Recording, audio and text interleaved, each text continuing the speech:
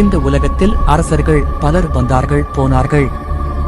ஆனால் ஒரு அரசன் மட்டும் தன் உடலை கொடுத்தான், தன் உயிரையே தர்மத்திற்கு அர்ப்பணித்தான். அவன் பெயர் சிபி சக்கரவர்த்தி. சூரிய வம்சத்தில் பிறந்தவன் சிபி. தந்தை சொன்ன ஒவ்வொரு வார்த்தையும் அவன் ரத்தத்தில் கலந்திருந்தது. அரசன் என்பவன் ஆட்சி செய்ய வேண்டியவன் அல்ல, அவன் பாதுகாக்க வேண்டியவன். சிபியின் நாட்டில் மிருகங்களுக்கும் மனிதர்களுக்கும் ஒரே சட்டம். பலவீனன் பாதுகாப்பு பெறுகிறான், வலிமை பொறுப்பேற்கிறது. மக்கள் சொன்னார்கள், எங்கள் அரசன் சிங்கம், ஆனால் புறாவுக்கு கூட தாய். நீதிமன்றத்தில் சிபி கூறினான், என் முன்னால் வருகிறவன் மனிதனா மிருகமா என்று நான் பார்க்க மாட்டேன், அவன் வேதனைதான் என் சட்டம். அன்று முதல் அந்த அரியணை தர்ம சிங்காசனம் ஆனது.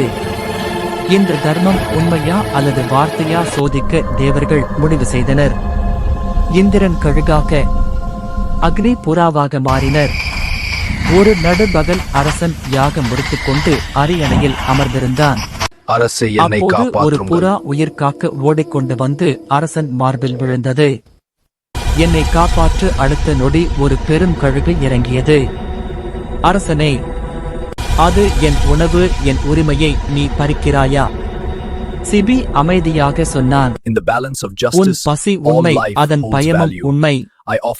இருவருக்கும் நீதி செய்ய வேண்டும். சிபி தனது வாளை எடுத்தான். இந்த புறாவுக்கு பதிலாக என் உடலை எடுத்துக்கொள். என்னை காப்பாற்றுங்கள். மக்கள் அலறினார்கள். ராணி மயங்கி விழுந்தாள்.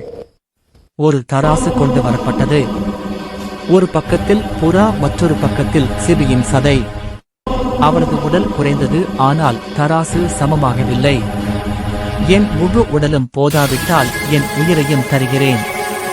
அவன் தராசில் ஏறினான். அந்த நொடி கழுகும் புறாவும் தேவர்களாக மாறினார்கள். சிபியே, நீ தர்மத்தின் உச்சம். தேவர்கள் அவனை மீண்டும் முழுமையாக்கினர்.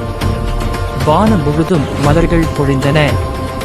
சிபி சொன்னான், தர்மம் என்பது புத்தகத்தில் இல்லை, அது செயலில் இருக்க வேண்டும். இன்றும் ஒரு அரசன் தர்மம் பேசினால், ஒரு தாய் தியாகம் செய்தால், ஒரு மனிதன் நீதி செய்தால், சிபி சக்கரவர்த்தியின் நிழல் இந்த உலகத்தில் நடக்கிறது. இனிய புத்தாண்டு வாழ்த்துகள். இந்த வீடியோ உங்களுக்கு பிடித்திருந்தால் லைக் செய்யுங்கள், சப்ஸ்கிரைப் செய்யுங்கள், உங்கள் நண்பர்களிடம் பகிர்ந்து கொள்ளுங்கள்.